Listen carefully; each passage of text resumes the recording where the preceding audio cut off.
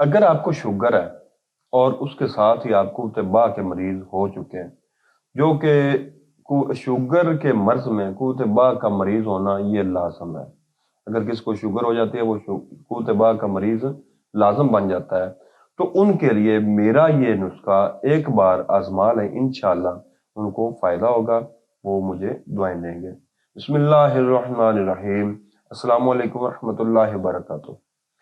حکیم محمد احمد فاضل طب الجراحت آپ کی خدمت میں حاضر ہے۔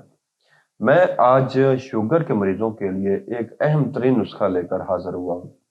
شوگر کے مریضوں کو قوت باہ میں کمی ہو جانا یہ لازم ہے۔ اگر شروع میں قوت باہ میں کمی نہیں ہوئی تو شوگر کا مرض 1 سال 2 سال 3 سال بعد وہ قوت باہ میں کمی ضرور ہو جاتی ہے۔ اگر آپ کو شوگر ہے تو سب سے پہلے آپ نے اس کی احتیاط لازم کرنی ہے۔ شوگر اگر بڑھتی جائے شوگر کی احتیاط نہ کی جائے تو ایک وقت آتا ہے، شروع میں تو یہ اتنی پریشان نہیں کرتی جسمانی طور پر جتنی کہ یہ شوگر کا مرض کچھ عرصہ آپ کے جسم میں رہے تو اس وقت کرتی ہے۔ سب سے پہلے آپ نے احتیاط لازم کرنی ہے، جو میٹھا ہوتا ہے، جو بھی شوگر کی احتیاط ہے وہ آپ نے ضرور کرنی ہے۔ اگر آپ اپنی صحت پر توجہ نہیں دیں گے، اگر آپ کو شوگر ہو چکی ہے تو آپ نے اپنے جسم کے ساتھ اپنی صحت کے ساتھ دشمنی کرنی ہے۔ ایک وقت آئے گا، وقت گزرتا جائے گا کہ آپ کا لبا بالکل کام کرنا چھوڑ دے گا اور آپ کا جسم بالکل بیکار سا ہو کر رہ جائے گا۔ آپ اپنے جسم سے کسی بھی طرح کا کوئی بھی کام نہیں لے سکتے، قوت باہ تو آپ کی ختم ہو جائے گی بالکل۔ اگر ایسی صورت ہے، آپ پریشانی کا شکار ہیں، شوگر کی وجہ سے قوت میں کمی کا شکار ہے، تو میرا یہ نسخہ ایک بار استعمال کریں، انشاءاللہ آپ کو بہت زیادہ فائدہ ہوگا۔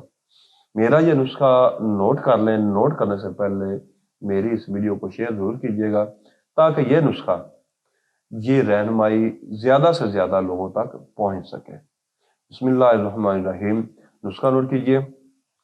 شوگر کے لیے آپ نے سب سے پہلے جو ہے گڑ مار بوٹی، کریلا خشک، تخم جامن، پاپڑا، اناب ایرانی، چریتا، تخم مولی، اس کے ساتھ مغز نمولی، یہ جو صفوف ہے یہ برابر وزن آپ نے لے کر اس کا باریک صفوف بنا لینا ہے۔ ان تمام چیزوں کا یہ آپ نے شوگر کے لیے استعمال کرنا ہے ہماری قوت باہ کی دوائی کے ساتھ۔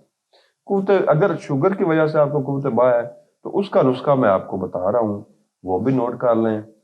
شوگر کی وجہ سے اگر آپ کو قوت باہ ہے تو تخم کونچ، مغز کرنجوا، اسگند نگوری، موسلی سفید انڈین، اس کا موسلی سیاہ، ستاور، ان تمام چیزوں کا آپ نے باریک صفوف تیار کرنا ہے۔ اس میں آپ نے مصری نہیں ڈالنی۔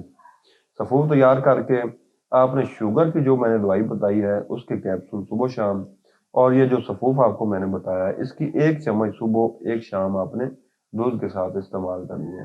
اس سے انشاءاللہ آپ کی جو شوگر ہے وہ بھی انشاءاللہ کنٹرول رہے گی، اور شوگر کی وجہ سے جو آپ کمزوری کا شکار ہو چکے ہیں، مثلا قوت باہ کی کمی کا شکار ہو چکے ہیں، تو اس نسخہ کے استعمال سے انشاءاللہ آپ کی جو قوت باہ میں کمی ہے وہ دور ہو جائے گی، اور مجھے امید ہے کہ آپ مجھے ڈھیر ساری دعائیں دیں گے۔